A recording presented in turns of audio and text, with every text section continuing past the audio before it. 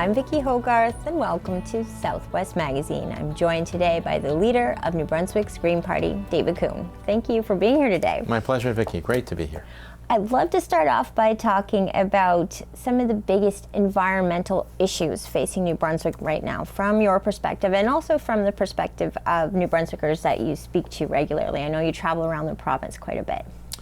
Well, right off the bat, I think about the lack of coastal defense. You know, we're seeing, because of the breakdown of our climate, which is a bit terrifying, that we're seeing storm surges and so much erosion, and there's nothing in place yet in terms of a government strategy to protect the coast, the people who live on the coast, the infrastructure that's there. I mean, the main road on Grand Manan and is getting undermined around Castelia Bank there because of, you know, the changes in what's happening in our seas. And people up as far as away as Caraquet, their houses are right now on the edge of cliffs that are giving away into the Bay of Chaleur there. So it doesn't matter whether it's the Bay of Fundy, the Bay of Chaleur, the Northumberland Strait. We've got a big problem, and no action is being taken to safeguard our communities and families' homes. I was at a council meeting in St. Andrews this past week, and there was a presentation by NB Power, and it was about small modular nuclear reactors and the role they hope they will play in New Brunswick's future. I'm wondering what your perspective is on this initiative to have more SMRs in the province and to rely on them more heavily. Well, it's kind of a distraction, really, because first of all, they only exist on computers as a computer design, not something that actually functions or works. Very expensive, extraordinarily expensive, and then a huge problem with radioactive and very toxic waste. So we need now to implement green energy in the province. We shouldn't be diverting attention and tons of money into that, which is kind of a pipe dream. But we need to get, you know, wind and solar and storage and run-of-the-river hydro and biogas up and running in a much bigger way in every region of the province. And you know, St. John Energy has sorted this out. You know, they're about to open a 42 megawatt wind farm with big battery storage within the boundaries of the city of St. John, right on the Bay of Fundy coast, more or less. Very forward-looking. Mm-hmm. That's the kind of thing that should be happening across the province, but government policy isn't supporting this. NB Power's approach isn't supporting this. So, you know, we really need a movement towards that. That's why I have brought one bill to try and move us in that direction more fundamentally, and I'm looking to bring, with my colleagues, we're going to bring a different bill in this upcoming session of the legislature that would enable municipalities, cooperatives, nonprofits, First Nations to get involved in developing renewable sources of energy. Mm-hmm. One environmental issue you've been very vocal about is the use of glyphosate in New Brunswick. Do you think that's still an issue that New Brunswickers are concerned of when it comes to forestry? I think of neighboring Quebec, where it's been banned for, I think, over 20 years. Yeah, it's still a big concern, but I always couple it, because the concern is couple it with the widespread clear cutting. Mm-hmm. They kind of go together, and so, you know, people want to see a lot less clear cutting, and they don't want to see the spraying happening. So there needs to be a very different approach to forest management on our crown lands, for example, so something is coming, I hear, about what a plan might be, but I have no idea what it's going to involve. You know, the reality is our crown lands are really used as a raw material production facility for the big mills, and so that's fundamentally the problem. There's no managing it in a way to ensure that we sustain the diversity of our forest, to provide a diverse economy based on forest products and other activities we can do around the forest. First Nations have been involved in an intensive consultation with the Department of Natural Resources about what should happen with regard to the forests on Crown lands. And again, nobody yet has any idea of what came out of that. I've got some upcoming meetings to try and learn what's happening with First Nations. But so it's a big black box, and we haven't heard anything from this government about what their plans might be. Is it status quo? Is it more intensive forestry, more industrial forestry, or what's the plan? We don't know. Does there appear to be a move away from glyphosate use in the rest of North America, or is it? It's a good question. I mean, no one uses it as intensely for forest in forestry operations as New Brunswick does in North America. So we're kind of number one for that, unfortunately.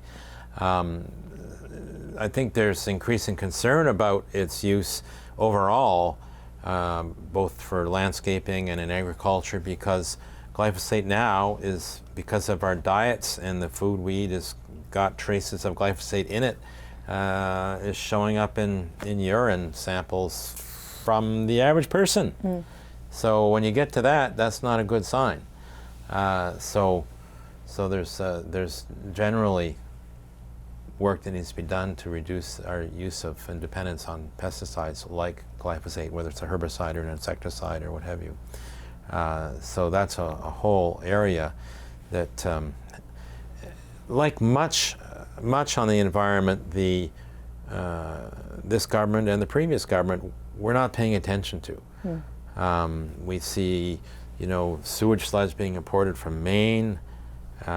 Because why? Because of the contaminants in sewage sludge from synthetic chemicals that end up in sewage treatment plants, from household products and clothing and so on and so forth, that have contaminated, because the sludge was being applied on farms in Maine, contaminated those farms. They can't grow there in those cases anymore. They shut down hunting in one area because deer were grazing in the pastures and in hayfields and taking in these contaminants. So now they want to send the sludge here in large quantities. Doesn't make sense at all. There's no standard here for those chemicals. There's no requirement to test for those chemicals. It's just speaks to a bigger problem, which is this government, the past government, forget that their job is to be the government, to actually run the province and provide good governance, to run the healthcare system, not into the ground, but to run it to meet everyone's needs, to enforce environmental regulations and make sure they're modern and up to date, and not, focus on playing Who Wants to Be a Millionaire, which seems to be how it's gone in recent years. So the lack of good governance is really undermining so many things. I think that's why people are discouraged, because wherever you look, you see a problem, whether it's on the environment, healthcare, housing being so expensive, now food being so costly, and worried about our food supply because it's becoming less secure with droughts in California and war in Ukraine and so on. So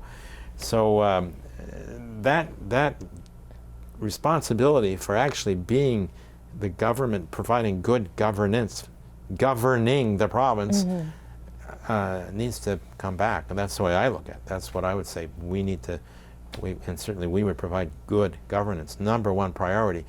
Run the healthcare system to meet people's needs. Run the education system to meet the needs of our students. Run social development to meet the needs of those people who are vulnerable and can't look after themselves or have not the means to care for themselves. None of that is working. This sludge you're talking about, human waste that's being imported from Maine, I think Nova Scotia as well, there's a licensed company in Fredericton that's able to do this, but I think it came as a shock to a lot of New Brunswickers this week when this made headlines of the National Post, CBC New Brunswick. I saw it on MSN as well, and it's not something you expect your province to be doing when we're talking about environmental initiatives, to be then actively importing waste from somewhere else that has, as you mentioned, forever chemicals that really, in the name, obviously don't go away when they become part of our land. What can your average New Brunswicker do when you read a headline like this and you want something like that to stop? Call their MLA's office. Being an MLA, before I was an MLA, I'd never been in an MLA's office, and I don't think I ever called one. But really, now that I am an MLA in the Fredericton area, you need to hear from people. And when you hear from people about issues, if you take your job seriously, you act on it. It informs your work. And so if people are contacting you about this particular issue, well, then that is on your radar, it gets on your agenda, it gets on the work you're doing, and informs how you do your job. So it actually does make a difference to call your MLA and let them know what's on your mind, or email them or meet with them. And if they don't respond, well, you got to think about the next election, and maybe it's time for a change. And would proof that works, I'll use Quebec as an example again. I know we talked about this with glyphosate and it being banned in forestry use there over 20 years ago. When I was doing a little bit of research on this sludge, it looks like a similar thing happened in Quebec as well, but was put an end to when the public became very aware of what was going on. See, what happens is environmental laws come in, new environmental laws or regulations or legislation come into place in the U.S. And that creates limits on what they've been doing. And so time and time again what happens is they ship us their crap, now literally. But in the past it's been the case, we've had the plan some years ago to ship hazardous wastes into New Brunswick and burn them here. Because the rules changed there. They couldn't, so they said, well, Canada doesn't have the same rules, or New Brunswick doesn't have the same rules, so let's ship it there. The same with the sewage sludge. They've got rules around that down there. We do not have rules in terms of its chemical contaminants at all. So send it here. It's when the Americans first brought in air pollution laws. We built Coulson Cove just because we didn't have them. We could belch all that pollution out of Coulson Cove to send electricity to the Americans, because they couldn't build those or run those kinds of power plants anymore, and they're having to put in pollution controls. So this is a long-standing arrangement. Surely to goodness, a government needs to think more of its people and its province, to have some self-respect, some dignity, and say, no, we're not taking your crap. Sorry. To talk about what some people see as a positive initiative now, there is the decommissioning of the Milltown Dam. And I know you have ties to Charlotte County, especially to the Wawig area, but I'm wondering what your perspective is on this decommissioning. I know it can be controversial. There's some people that see it as part of history being lost, but then a lot of people who see the river coming back to what it once was. What's your perspective? I think it'd be important to maintain the heritage aspects of the Milltown Dam while opening the river to fish again. But here's the thing. It's still a river that flows that could generate power using run-of-the-river turbines. So they do this in Edmundston. I was visiting Edmundston a while back, and right downtown Edmundston, in their river, they have a generator that is kind of like, think of it as in a way like a giant egg beater. It just goes down into the river, and fish go by, no problem. But it's generating power as the river goes by. It rotates, generates a lot of power. So you can still take advantage of the free flow of the river to provide electricity if you use just a slightly different and greener technology that doesn't prevent the fish passage, but one that will use, it's called free flow power generation, so or flow of the river. So it would just sit and be suspended into the river and provide power. It would be great. So you get the best of both worlds. The fish and all the species that couldn't go upriver will be able to go upriver without the kinds of barriers that were there before, and that will help restore the health of the river. We've got to deal with the clear cutting upstream. That's another problem, but there's that, and then still generate power using a run-of-the-river turbine. I think it's a great way of addressing both concerns. Another local issue. You've been vocal about this since even prior to the pandemic, when it became an obvious issue and had more of a little bit of a provincial spotlight, is the Campobello ferry and the need for it for people on the island to feel that connection to the mainland. And I think the Premier did look at it more closely in the pandemic. There was a short-term solution of funding the seasonal ferry year-round. Do you see this moving anywhere, though, to a more permanent, long-term solution? It has to. It has to become permanent. People in Campobello need to be part of this province. They need to be directly connected to the province. Our ferries are part of our highway system. You go to Grand Manan, that's part of the highway system, really. You know, you hit the water, you get on a ferry, and then you land on a Department of Transportation road again on Grand Manan. The same with Deer Island. And we need that for Campobello. It's the same for, you know, Lamec and Temiscou, the other big islands or inhabited islands in the province. Up north, they've got a highway system there. Now their ferries, they don't have a ferry anymore. But the point is, everyone should have a direct connection to the mainland, and it's the Brunswick mainland, and not the mainland of another country. That's not the same. So it's a no-brainer. I mean, we've got coastal transport. They're running ferry service to Deer Island, Grand Manan, Whitehead, and Campobello's the missing piece. It doesn't make any sense at all. Campobello needs an injection of something to help them develop and reverse some of the declines and changes that are not for the good that have been happening on the island as their population decreases and they lose so much of the sort of infrastructure in the community, the broader community of the island. So, you know, I mean, if I were in the Premier's chair, there would be a Campobello ferry. It only makes sense. Like, where else in Canada can you imagine you would have to drive an hour at least through another country to get back to your own home province, or rely on a summer, essentially a tourist ferry, really, that's not designed for 4 seasons, and therefore when it is running in the winter, can't run a lot of days because it's too rough, you know, too dirty out there on the water. And anyone who rides the ferries knows that, whether it's Deer Island or Grand Manan or the Campobello tourist one. And we continue to see their population decline, whereas even small towns like St. Andrews, we're seeing our population grow amazingly since the pandemic. With that, though, coupled with the housing crisis, has become a huge issue all across New Brunswick. Yeah. How do you think that the provincial government is handling the housing crisis right now? Well, so 2 things. They made a huge mistake in ending the rent cap. That's just a disaster. I'm getting now calls and emails and being stopped on the street for people who are getting rent increases of $175, $250 a month. You can't afford that. I mean, a little tub of sour cream's gone from like $1.65 to $4.50 or something in the stores, in the grocery stores lately, at least in Fredericton. So, holy man.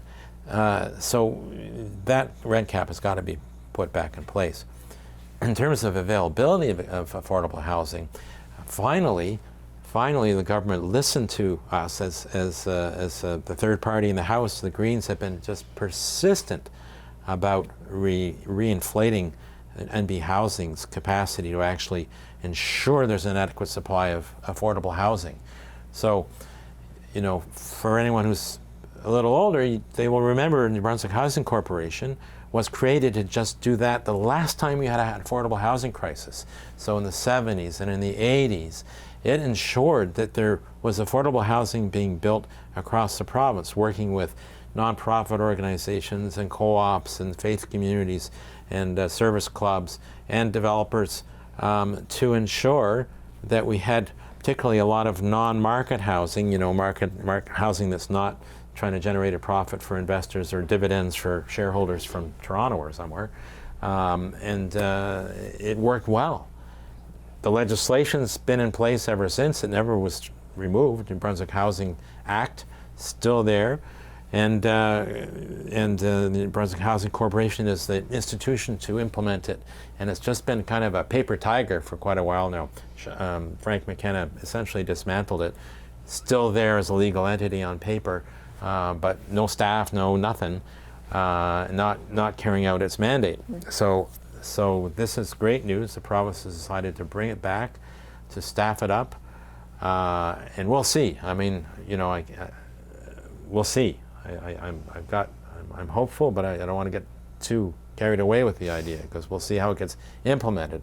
The details are going to be important.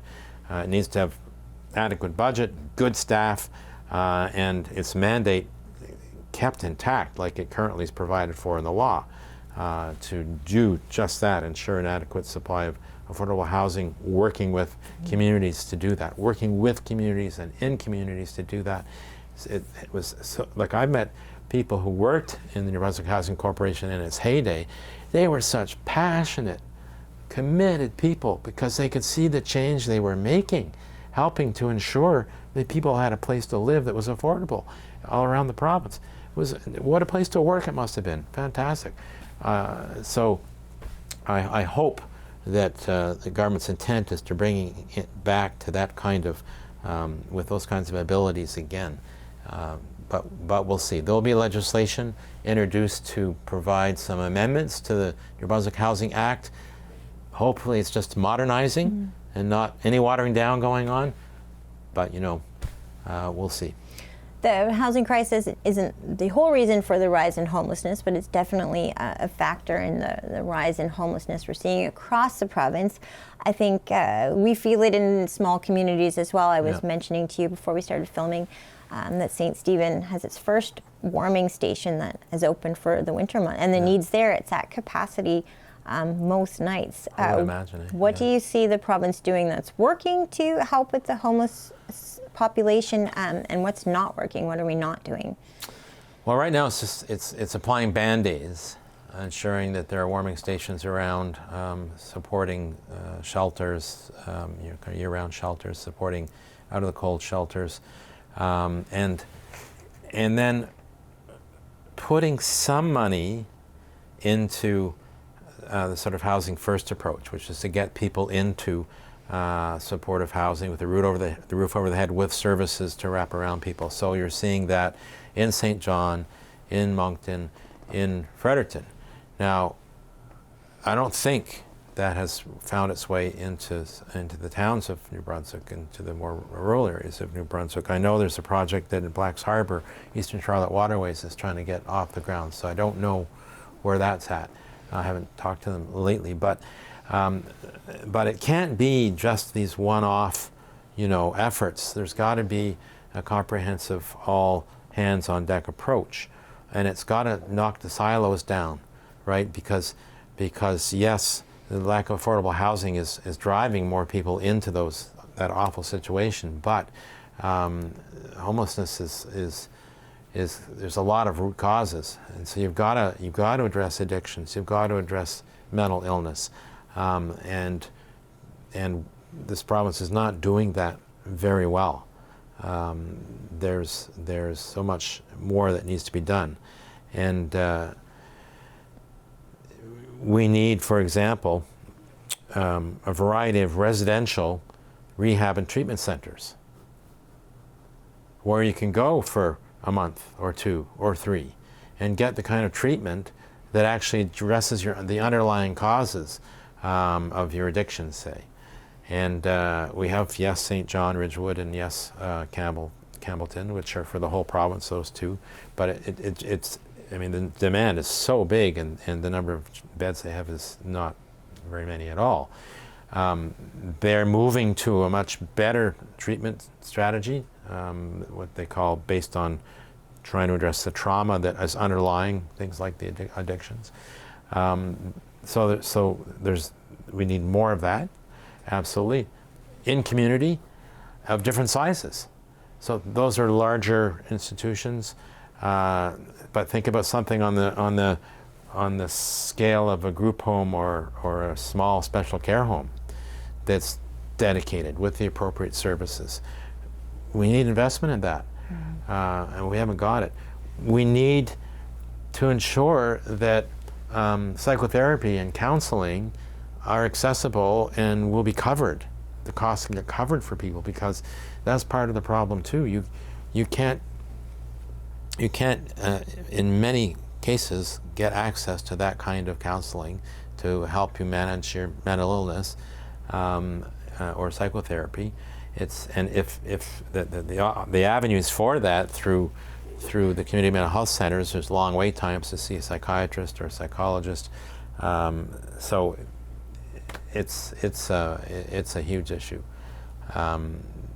Now, the government is finally recognizing this, but I don't get the sense they're prepared to tackle it full on, and we need to.